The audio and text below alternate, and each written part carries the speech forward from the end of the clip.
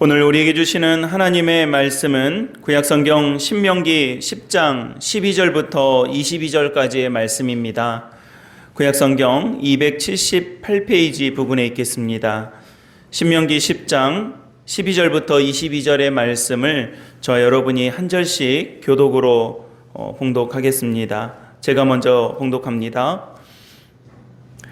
이스라엘아, 내 하나님 여호와께서 내게 요구하시는 것이 무엇이냐?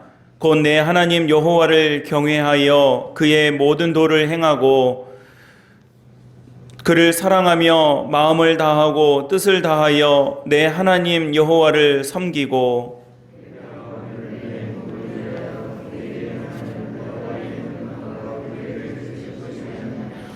하늘과 모든 하늘의 하늘과 땅과 그 위의 만물은 본래 내 하나님 여호와께 속한 것이로되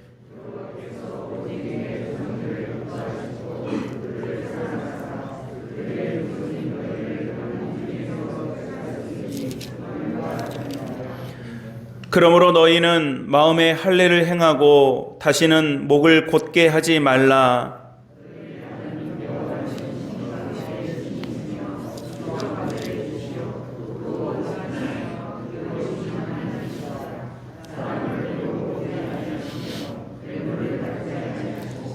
고아와 과부를 위하여 정의를 행하시며 나그네를 사랑하여 그에게 떡과 옷을 주시나니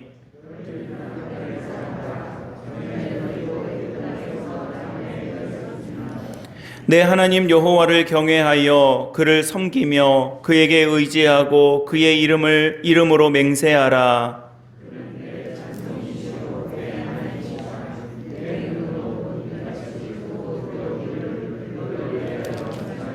함께 읽겠습니다. 애굽에 내려간 내 조상들이 겨우 70인이었으나 이제는 내 하나님 여호와께서 너를 하늘의 별같이 많게 하셨느니라. 아멘. 하나님의 말씀입니다. 오늘 주시는 이 말씀으로 우리 말씀의 은혜를 나눌 때에 우리 사객교회 모든 예배자들과 믿음의 가족들에게 하나님의 은혜가 함께 하시기를 주님의 이름으로 축복합니다. 우리 말씀 나누기 전에 옆에 있는 분들과도 먼저 인사 나누겠습니다. 잘 오셨습니다. 반갑습니다. 귀한 예배 자리에 나오신 우리 모든 분들을 예수님의 이름으로 환영하고 축복합니다. 오늘 주시는 이 말씀이 우리 모두에게 또 힘과 용기와 도전이 되시고 어려운 시대를 살아갈 때에 저와 여러분들에게 주시는 하나님의 말씀이 우리의 능력이 되시기를, 우리의 회복이 되시기를 예수님의 이름으로 간절히 축원합니다. 우리가 하나님의 말씀이 율법이 되어 주어진 것은 우리가 잘 아는 것처럼 십계명으로부터 시작을 합니다. 말 그대로 10가지 계명, 10개의 계명입니다. 법의 체계로 보자면 지금 우리의 헌법과도 같은 것이죠. 하나님의 말씀, 그 이후로 주어지는 여러 말씀들과 율법과 규례와 하나님의 어떤 규칙들이 있지 않습니까? 그 모든 것들의 하나님의 말씀의 기초 정신이자 또 특별히 시대적 배경으로 보았을 때에는 이 이스라엘 백성들이 애굽에서 나와서 시내 광야에서 정말로 이제 너희가 앞으로 들어갈 가나안 땅, 이 약속의 땅에 들어가면 그냥 몸만 들어간다고 해서 되는 게 아니라 그곳에 들어가서 이렇게 살아라, 이렇게 살아야 한다, 하나님의 백성답게 이렇게 되어야 한다라고 하는 것들을 여러 삶의 지침으로 또 하나님의 말씀을 지켜야 될 믿음의 태도로 알려주고 있는 말씀이 바로 율법입니다. 그래서 우리가 모든 말씀이 다 하나님의 말씀이겠지만 특별히 이제 우리가 구분을 하자면 창세기 처음에 이 성경의 5권, 창세기, 출애굽기, 레위기, 민수기, 신명기 이 5권의 성경을 율법 또는 히브리어로 토라라고 이렇게 말하고 구별하고 있습니다. 근데 여러분 이런 것들이 제가 이렇게 설명을 드리고 또 출애굽기 말씀에는 이런 말씀들이 있고 또 레위기 말씀에는 제사에 대해서 이런 규정들이 있고 제가 말씀으로도 여러 번 설명하고 설명하지 않겠습니까? 근데 관건은 뭡니까?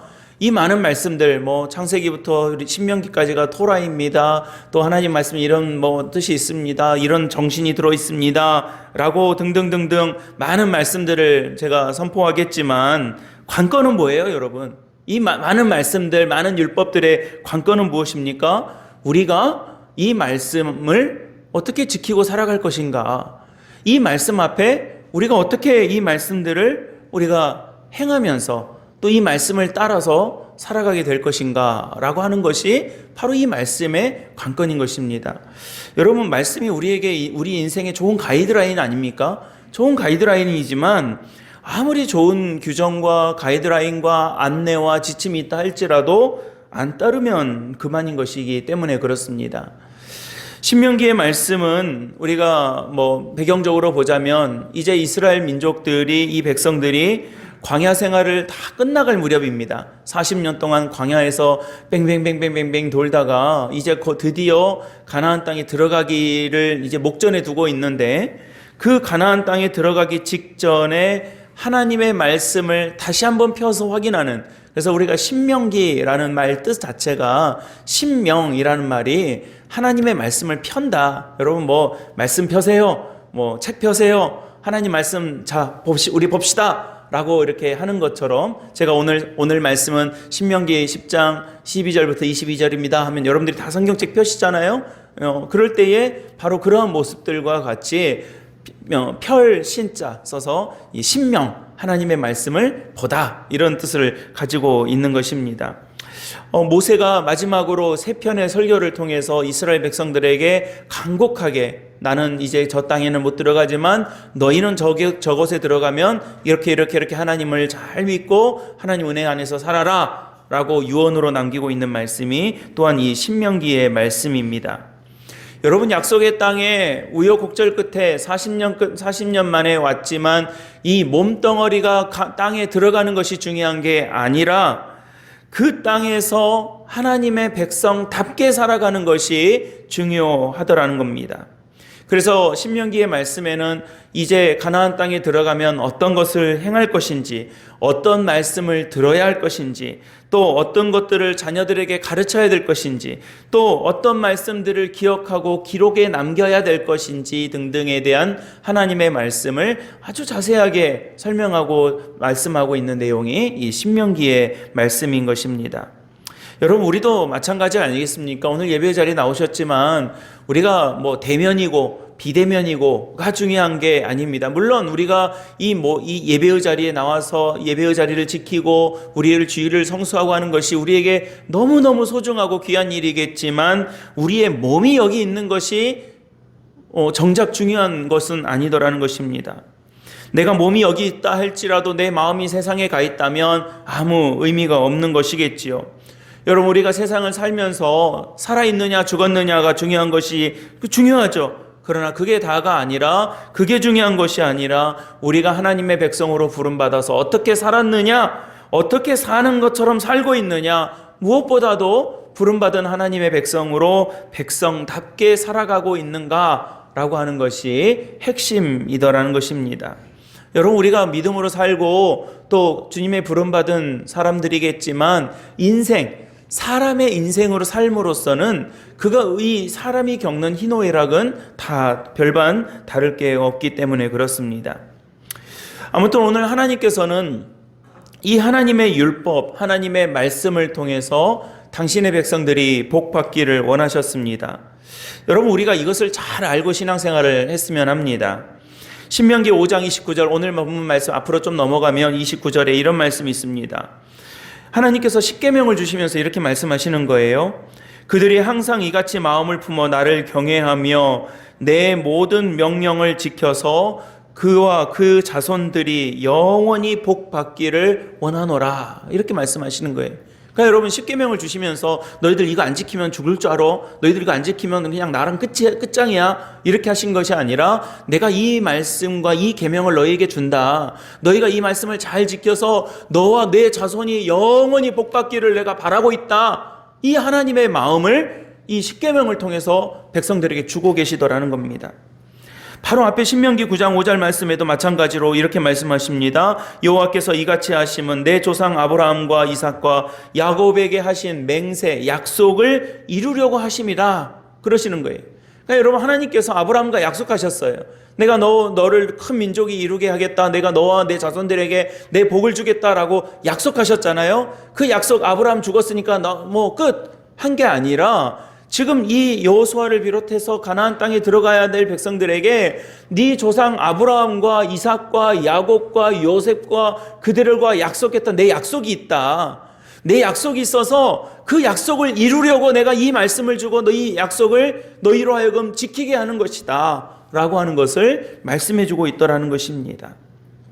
여러분, 결국 우리에게 요구되는 것은 율법을 잘 지켜라, 율법 잘 따라서 살아라 라고 있는 것처럼 보여지지만 그 안에는요, 그 속에는요 뭐가 들어있습니까? 우리가 하나님의 은혜 안에서 진정한 복과 은혜를 받고 그 복과 은혜 가운데 살아가게 하는 것, 그것이 바로 이 말씀과 율법과 우리에게 주시는 말씀 속에 담겨져 있는 하나님의 마음, 하나님의 뜻이더라는 것입니다. 그래서 여러분, 율법은요, 우리가 이제 구약의 율법도 보고 신약에서도 우리가 하나님 말씀을 우리 예수님의 말씀을 통해서 보겠지만, 이 율법은요, 그 율법의 조항, 그러니까 여러분 10개의 10계명으로 시작해가지고 더 넘어가면 613개의 율법 조항으로 나오고요. 또 거기서 파생되는 여러 가지 장로들의 유전과 또 규정과 이 관습을 따지자면 다 셀 수가 없어요. 그러니까 여러분, 우리가 그것들을 막 일렬로 쫙 늘어놓고 어디 벽에다가 그냥 한가득 써놓고 체크리스트를 써놓듯이 이거 지켰어? 이거 안 지켰어? 이거 지켰어? 이거 틀렸어? 이거 얼마큼 했어? 이렇게 하라고 하시는 것이 아니라, 율법 조문을 지켜내는 것이 아니라 하나님께서 예비하신 그 우리와 약속하신 아브라함과 이삭과 야곱에게 약속하셨던 그 약속을 지키시려고 우리를 그 약속의 자리로 불러내신 하나님의 축복으로 들어가는 그 문과 같은 것이 바로 이 율법의 말씀이더라는 것입니다. 여러분, 어떤 분들은요, 율법에 너무 매여가지고 예수님 시대의 율법학자 같은 태도를 가지고 살아가는 분들이 있습니다. 여전히 율법주의, 그러니까 율법이 나쁜 것은 아니겠지만 율법주의에 빠져서 법이 맞냐 틀리냐, 이거 옳으냐 틀리냐, 이거 맞냐 틀려졌냐 라고 하는 것만 따지고 사느라고 인생을 다 허비하시는 분들이 있어요. 제가 이 목사님들도요, 노예에 가서 이렇게 해보면 여러 회의들을 하거든요. 그럼 회의를 하면요, 뭔가 되게 하려고 하는 회의를 해야 되는 거예요. 예를 들어서 목사님 안수를 이렇게 줘야 된다 그러면 절차가 다 있어요. 어느 교육을 받고 어떤 청원을 내고 또 허락을 받고 시험을 보고 면접을 해서 어떤 절차를 통해 가지고 이렇게 목사 안수를 받는다, 이런 게 있어요. 근데 어쩌다가 이제 서류가 빠질 때가 있단 말이에요. 그럴 때에는 잘 보완해서 이분이 그런 어떤 절차를 잘 밟고 하나님 앞에 부름받은 종으로 세워지게 하는 것이 목적이잖아요. 근데 어떤 분들은 그래요. 법이 틀렸다, 법에서 틀렸다, 절차가 틀렸다, 처음부터 다시 해라, 이런 분들도 있는 거예요. 일이 되게 해야 되는데 일이 안 되게 자꾸 하는 거예요. 그러니까 이러면요, 본질에서 벗어나는 거예요. 여러분, 예배도 마찬가지고 말씀도 마찬가지고 율법도 마찬가지인 게, 우리가 하나님의 은혜와 축복을 보게 그 은혜의 자리로 나아가게 하는 것이 우리가 목적인 거예요. 법이 여러분 나쁜 것은 아니지만 거기에 매여 살면 그렇게 되는 겁니다. 반대로요, 또 어떤 분들은 율법 다 필요 없어. 예수님 오셔가지고 구약은 다 폐하고 신약의 시대로 들어와서 사랑이면 되는데, 율법이 뭐가 필요해? 사랑이면 되지. 모두 하나님은 사랑이라고 그러셨는데 라고 하면서 이 하나님의 말씀인 율법을 너무 가벼이 여기는 분들도 있더라는 것입니다. 그래서 여러분, 이단 중에는 우리는 구약은 안 본다, 이런 이단들도 있지 않습니까? 그러니까 여러분, 하여튼 간에 이 한쪽으로 치우치는 데는 진리가 없어요. 한쪽으로 이렇게 극단적으로 치우치면요, 항상 거기에는 이 사단의 도전이 있기 마련인 것입니다. 그러니까 여러분, 하나님의 말씀으로서의 율법은 우리가 거기에 매일 것도 아니고 무시할 것도 아니라 이 율법이라고 하는 문을 잘 지나가야 되는 거예요. 잘 관리하고 지나가야 되는 거예요.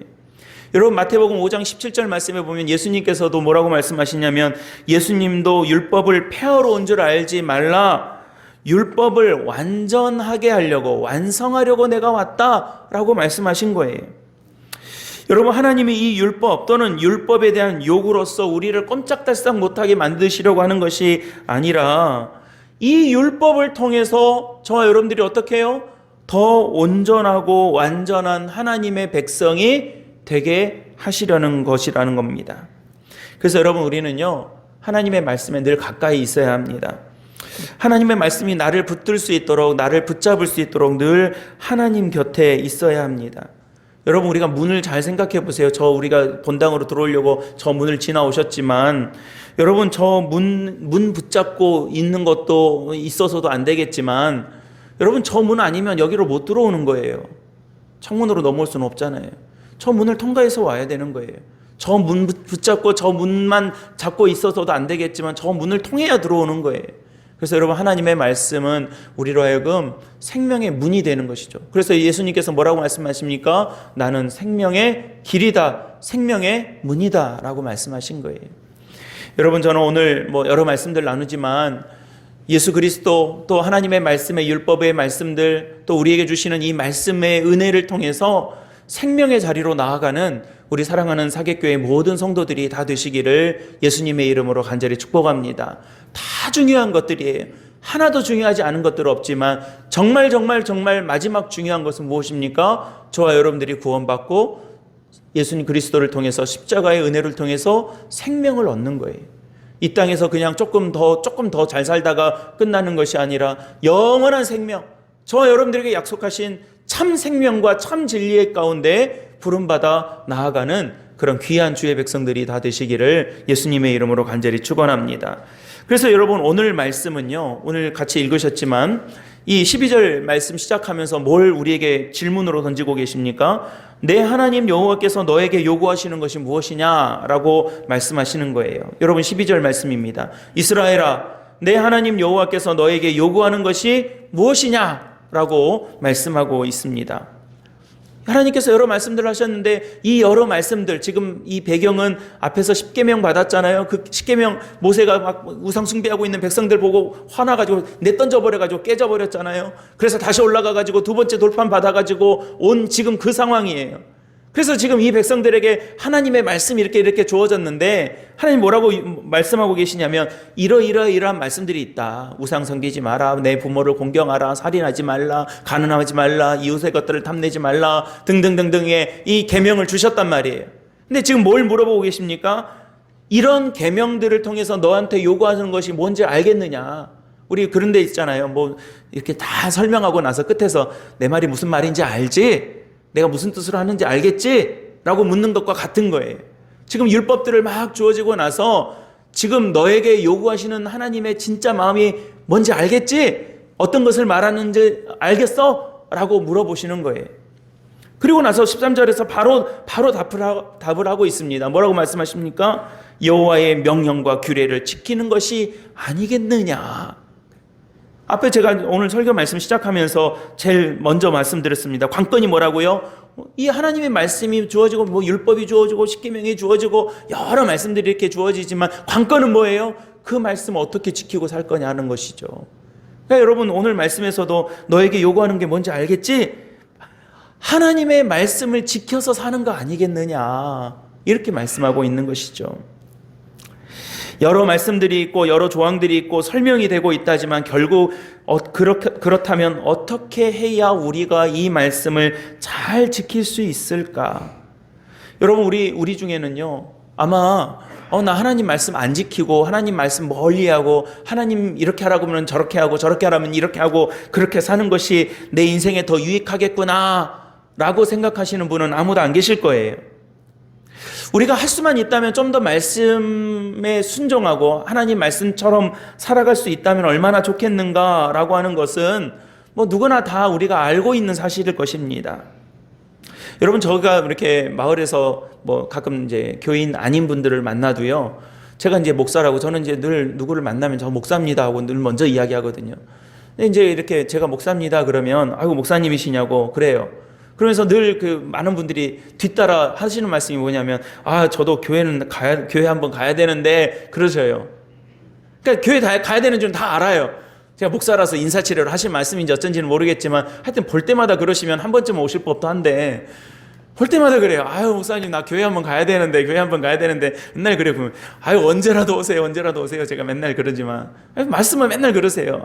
교회 한번 가야 되는데요. 그래. 가야 되는지는 다 알아요. 문제는 뭐예요? 어떻게 해야 갈 수 있느냐죠.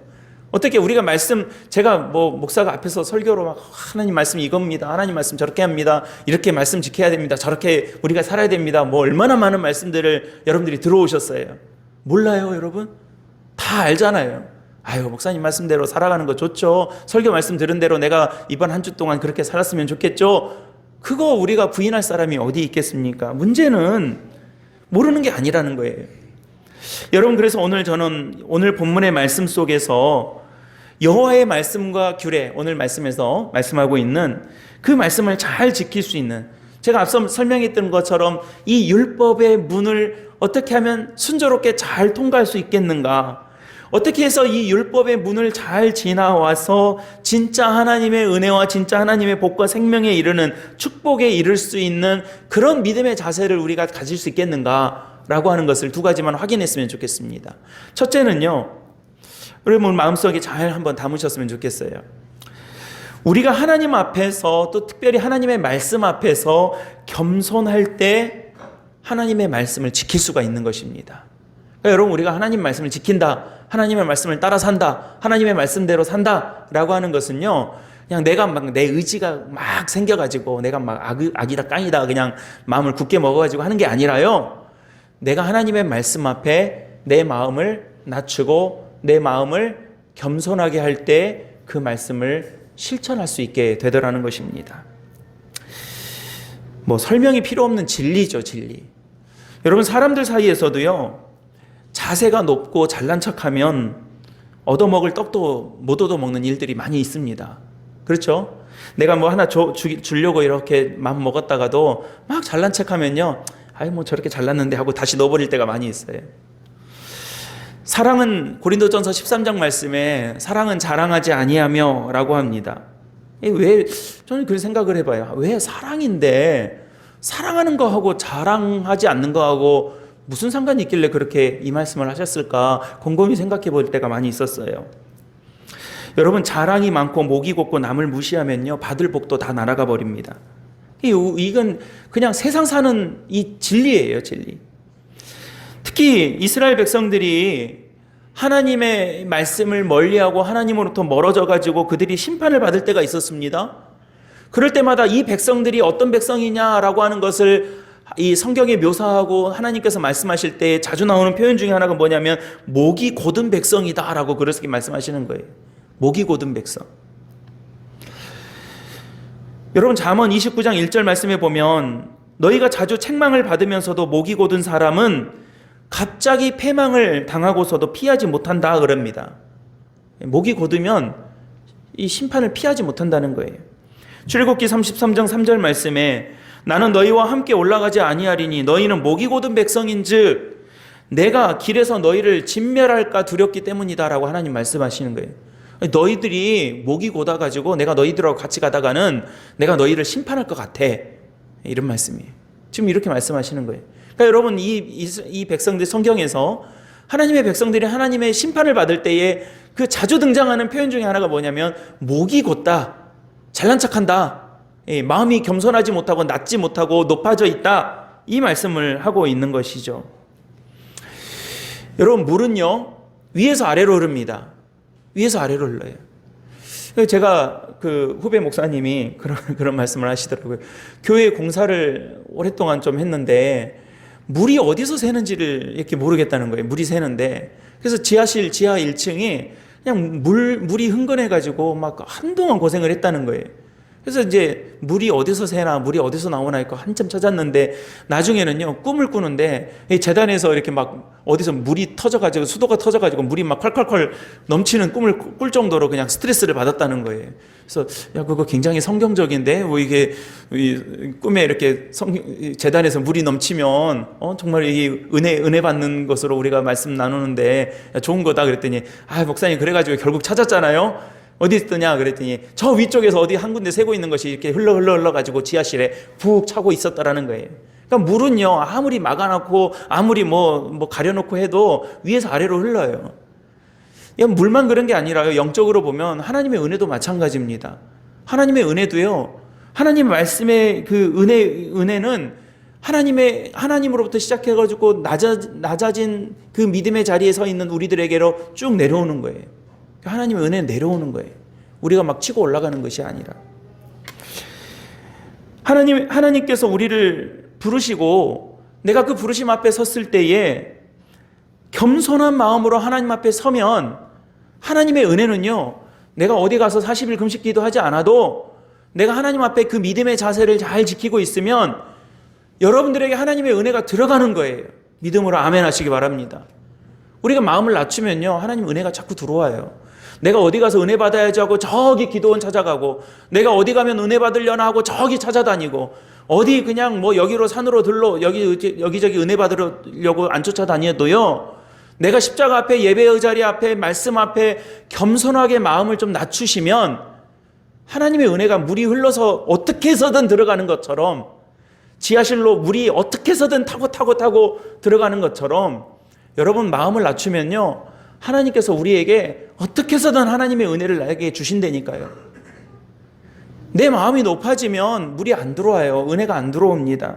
아무리 좋은 성경 공부를 하고 아무리 좋은 말씀을 듣고 아무리 좋은 예배를 드리고 아무리 잘 기획된 아주 감격스러운 예배를 드린다 할지라도 내 마음이 이만큼 올라가 있으면 거기에는 한 방울도 하나님의 은혜가 들어가지지가 않는 거예요. 여러분, 하나님께서 율법을 주실 때에, 말씀을 주실 때에 이거 해라, 이거 하지 말아라 라고 하실 때는 하나님의 백성들이 그냥 콱 주눅들어 있으라고, 그냥 주눅들어, 이 말씀 이거 언제 다 지켜, 이거 어떻게 다 지켜라고 주눅들어 있으라고 하신 말씀이 아닙니다. 아니면 나는 하나님이고 너희는 내 백성들이다, 너희들 서열 분명히 알고 있어라, 너희는 내 아래다 라고 그렇게 말씀하시려고 하는 게 아니에요. 지금 계속 제가 말씀드리는 것처럼 하나님의 목적이 분명합니다. 무엇입니까? 여러분들에게 복 주시려고요. 여러분들에게 은혜 주시려고. 율법이라고 하는 이 문을 지나서 영원한 생명에 펼쳐져 있는 그 넓은 광장으로 우리를 인도하시려고 하나님의 말씀이라고 하는, 율법이라고 하는 하나님의 말씀을 계속해서 우리에게 주고 계시는 거예요. 여기 통로, 이 통로 지나가라고, 여기 지나서 들어가라고, 그렇게 우리에게 말씀해 주고 있는 것입니다. 하나님의 말씀은요, 복의 통로인 줄로 믿으시길 바랍니다. 복을 받는 통로예요, 통로. 이 율법 부담스러워, 이 율법 지긋지긋해, 이 하나님의 말씀 그냥 마음의 짐이야 라고 하는 것이 아니라 요거 지나가야 우리에게 주시는 하나님의 은혜와 생명의 복이 마주칠 수 있게 되기 때문에 그렇다는 것입니다. 여러분, 복의 길을 열어주시려고 하는데 그게 바로 그 길이 바로 하나님 앞에 겸손한 믿음의 모습인 것입니다. 특히 이 말씀 앞에서 우리가 겸손해야 될 믿음의 과제가 있는 것이죠. 오늘 말씀 16절에 보면 마음의 할례를 행하라 라고 합니다. 할례가 무엇인지는 다 아실 겁니다. 목을 곧게 하지 말라고 말씀하십니다. 여러분, 특히 이 이스라엘 백성들이요, 나중에 이제 지금 신명기 10장인데 여호수아서로 이렇게 넘어가면 이 요단강을 건너가지고 그들이 가나안 땅에 들어가서 첫 번째 맞닥뜨리는 성이 여리고성이거든요. 하나님께서 기가 막힌 일을 시키십니다. 이 여리고성을 앞에 두고, 여리고성이 어떤 성인지는 다 아시잖아요. 견고한 성이에요. 이 견고한 여리고성을 이제 싸워야 되는데, 이 여리고성과 싸움을 앞두고 너희들 무기를 정비해라, 너희들 몸을 좀 맛있는 것 좀 먹어가지고 몸 좀 튼튼하게 해놓고 있어라, 잠 좀 푹 자서 컨디션 좀 관리해라, 이렇게 하신 게 아니라요, 여리고성 앞에서 뭐 하라고 그러시냐면 할례하라고 그래요. 할례. 남자들은 할례를 받아라 그래요. 그러니까 여러분, 이 할례를 받으면 꼼짝 못 하거든요. 그 꼼짝 못하는 이 여리고성을 앞에다 두고 하나님의 말씀 앞에 꼼짝 못하게 만드시는 거예요. 인간적으로 보면 얼마나 무모한 짓이에요. 인간적으로 보면 얼마나 미친 짓이에요. 그런데 하나님께서는 그 일을 통해서 어떻게 하십니까? 하나님의 말씀 앞에 나를 낮추면 싸움은 누가 이기게 하신다는 거예요? 하나님이 이기게 하신다는 거예요. 내가 하나님 앞에 내 마음을 낮추면 싸움은 하나님께서 하시겠다는 거예요. 여러분, 내가 싸워서 이기려고 하면요, 내가 싸울 만큼밖에 못 싸운다니까요. 하나님께서 싸우시면 내가 1밖에 안 되는데 잘해봐야 1.5 하겠죠. 죽으라고 해봐야 2 하겠죠.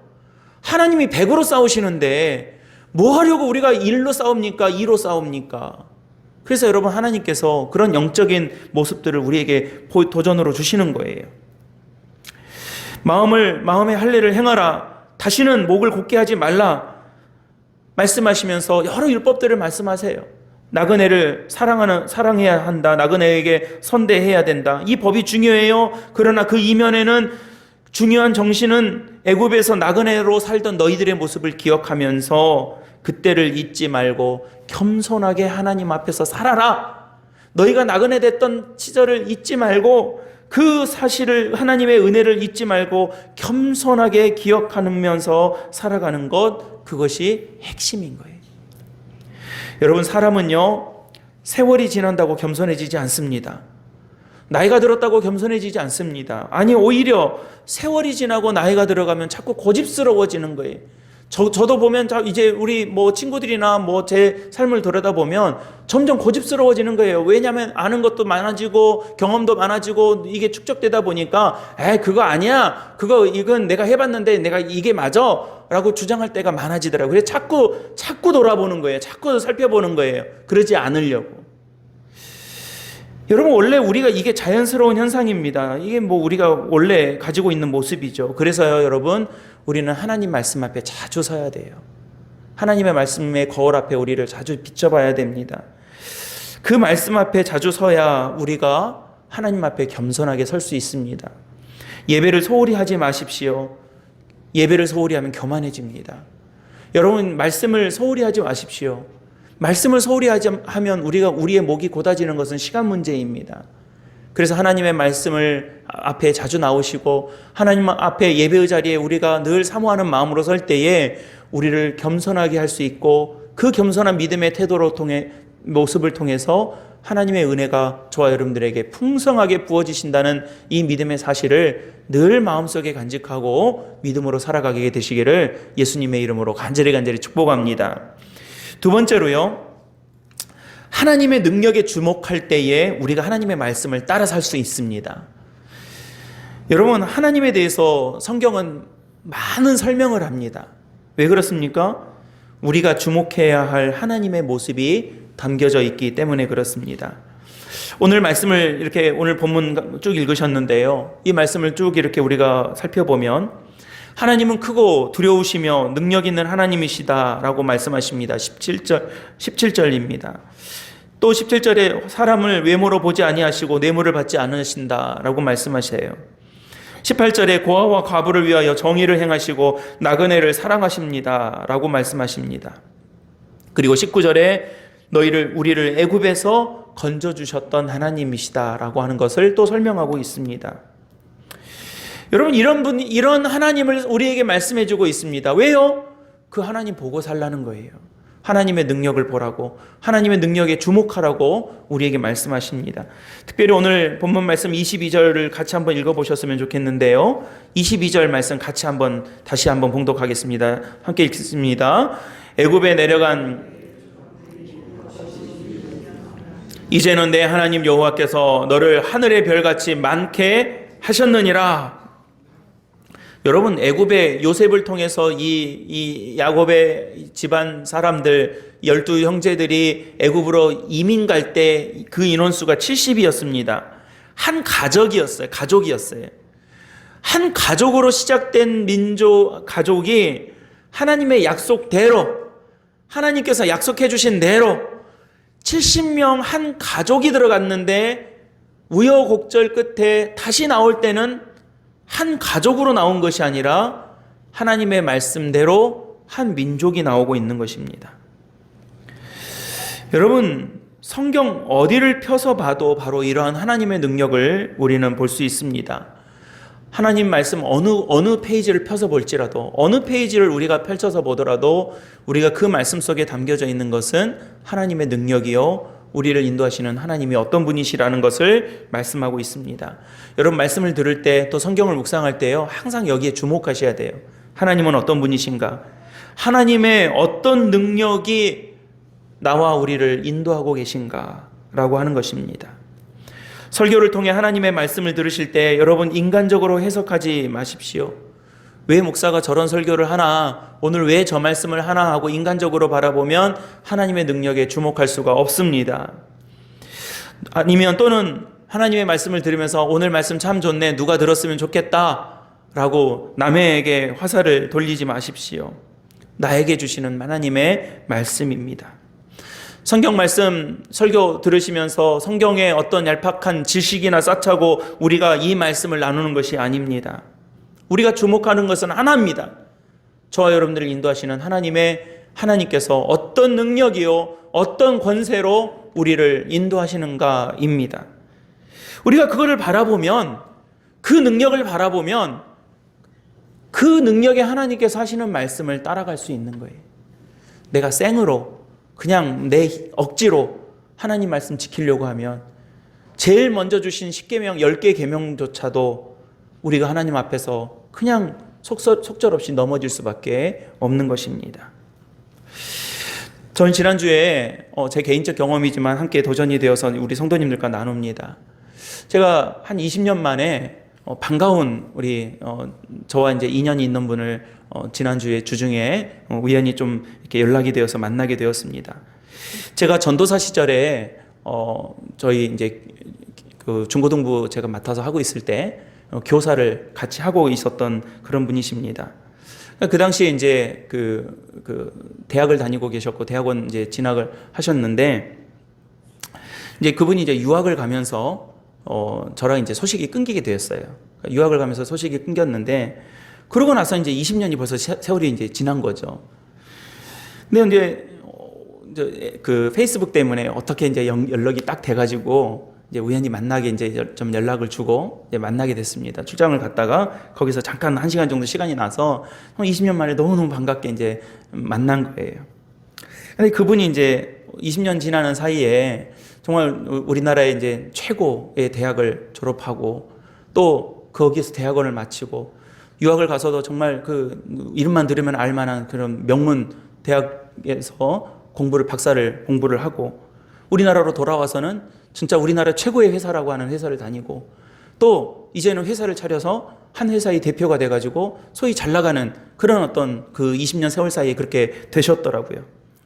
근데 그분이 그 짧은 시간에 저랑 만나서 시간이 없어서 1시간밖에 우리 20년 만에 만났는데 저 지금 우리 1시간밖에 없어요. 1시간 동안에 우리 열심히 이야기하고 헤어졌는데 만났는데 1시간 사이에 그분이 그런 모든 삶의 여정을 이야기하면서 결론으로 저한테 이런 고백을 하시는 게 제가 마음이 참 울렸습니다.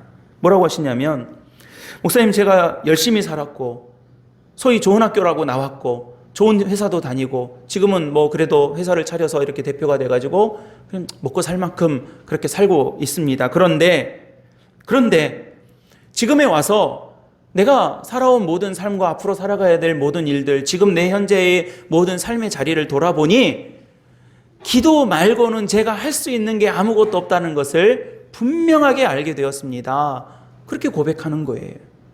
제가 사실은 이제 20년이 지나서 누군가를 만난다면 이 사람이 그 사이에 어떻게 변했을지, 어떻게 살아왔을지 잘 모르잖아요. 어떻게 될지 모르겠어요. 심지어 저는 이제 목사니까 이분이 그동안에 신앙생활을 잘 하고 있었을라나? 이런 어떤 마음도 갖고 만나요. 근데 중간에 이렇게 신앙생활이 좀 어려웠었더라고요. 근데 그런 모든 과정을 다 겪고 나서 고백하는 게 뭐냐면 기도 말고는 할 수 있는 게 아무것도 없다는 것을 제가 확실하게 알게 되었습니다. 그러면서 저한테 이제 자랑 삼아서 이야기하는 거예요. 목사님 저 요즘 새벽 기도 다녀요. 그러는 거예요. 새벽 기도 다니고 있어요. 날마다 기도하고 있어요. 그렇게 저한테 말씀하시더라고요. 여기 어디에 주목한 거예요? 내가 쌓아오는 이력에 주목한 게 아니에요. 내가 나온 학교에다 주목한 게 아니에요. 내가 지금 가지고 있는 회사에 주목한 게 아니에요. 내가 지금 이뤄놓았던 여러 가지 업적과 내 실력에 주목한 게 아니라 살아계신 하나님의 능력에 주목하는 인생이 되더라는 것이에요. 저는 선생님 성공하셨네요. 제가 그랬어요. 저는 우리 믿음의 성도들도 그런 은혜와 기쁨 가운데 살아가게 되시기를, 또 우리도 그런 은혜를 늘 사모하면서 믿음 안에서 승리하시기를 예수님의 이름으로 간절히 축복합니다. 여러분, 그러면 말씀을 따라가는 것이 억지요, 고통이요, 괴로움이요, 부담이요, 짐이 되는 것이 아니라 우리에게 기쁨이 되는 거예요. 여러분, 우리가 교회에서 여러 가지 일들을 할 때 앞에다가 봉자를 붙입니다. 봉사, 일하는 것을 일한다고 하지 않고 봉사한다고 그래요. 예물을 드리는 것을 그냥 헌금한다 하지 않고 봉헌한다고 그래요. 일을 어떤 직분을 맡는 것을 뭐 우리 자주 쓰는 단어는 아니지만 뭐 봉직이라고도 합니다. 앞에다 봉자를 쓰죠. 붙이죠. 이 받들 봉자예요. 받들 봉자. 높이 받든다는 거죠. 사람이 뭔가를 받드는 게 쉬운 일이 아닙니다. 이게 우대받고 대우받는 거 좋아하지 누구를 섬기고 받들고 높이는 것이 우리에게 이렇게 익숙하고 뭐 친숙한 일이 아니에요. 할 수만 있으면 뭐라도 해서 내가 더 대우받고 싶지, 내가 더 인정받고 싶지, 누구를 좀 더 인정하고 누구를 받들고 더 낮은 데서 일하고 싶어 하지 않아 합니다. 이게 우리가 갖고 있는 본래 모습이에요. 그러나 여러분, 하나님의 큰 날개 그늘 안에 들어가면요, 장차 우리에게 약속된 하나님의 은혜와 소망을 갖고 바라보면 봉사할 수 있고요, 봉헌할 수 있고요, 봉직할 수 있는 거예요. 직분이 내 권력이 되는 것이 아니라 낮은 모습으로 내가 직분을 맡아 섬길 수 있는 은혜를 갖게 되는 거예요. 미스테리죠. 신기한 일이죠. 사람의 본성과 내 습성을 거스르는 일입니다. 그러나 하나님을 바라보면, 하나님의 능력을 바라보면 할 수 있게 되는 것입니다. 오늘 본문 말씀 13절로 다시 올라가서 보면 이렇게 말씀하고 계십니다. 내가 오늘 내 행복을 위하여 내게 명하는 여호와의 명령과 규례를 지킬 것이 아니냐. 저는 오늘 설교 제목으로도 너의 행복을 위해라고 말씀 제목을 붙였지만 바로 이 말씀이 우리에게 주시는 하나님의 가장 핵심이고 본질적인 말씀이라고 고백되어집니다. 하나님의 말씀을 잘 지키는 것은 나를 위해, 우리를 위해서 하는 일입니다. 겸손한 것은 누구를 위해서 겸손하는 것이 아니라 살아계신 하나님의 은혜를 기억할 때에, 그 하나님의 능력을 바라볼 때에 나를 위해 예비하신 하나님의 은혜를 따라 할 수 있는 것입니다. 하나님의 능력에 주목하여 행복한 그리스도인으로 하나님의 백성으로 살아가는 그런 우리 사객교회 모든 성도들과 오늘 이 예배의 자리에 나오신 모든 예배의자들이 되시기를 주님의 이름으로 간절히 축복합니다. 이 한 주간도 승리하시고 정말로 믿음 안에서 하나님의 말씀 따라 살았노라고 하나님 앞에 감사하며 영광 돌리며 믿음의 자리에 다시 나아올 수 있는 우리 귀하고 귀한 우리 모든 예배자들 다 되시기를 우리 주 예수 그리스도의 이름으로 간절히 축복합니다. 기도하겠습니다. 은혜로우신 아버지 하나님, 참 감사드립니다. 귀한 예배의 자리로 우리를 부르시고 날마다 새 생명 되게 하시며 믿음으로 주님의 거룩한 뜻을 바라보며 승리할 수 있도록 은혜 주신 것을 감사드립니다. 사랑하는 거룩한 백성들을 주님께서 인도하여 주셔서 하나님, 우리가 늘 겸손한 마음으로 살아갈 때에 하나님의 은혜가 쌓이고 또 쌓이고 충만하게 부어지는 은혜를 간증하고 고백할 수 있도록 인도하여 주시옵소서.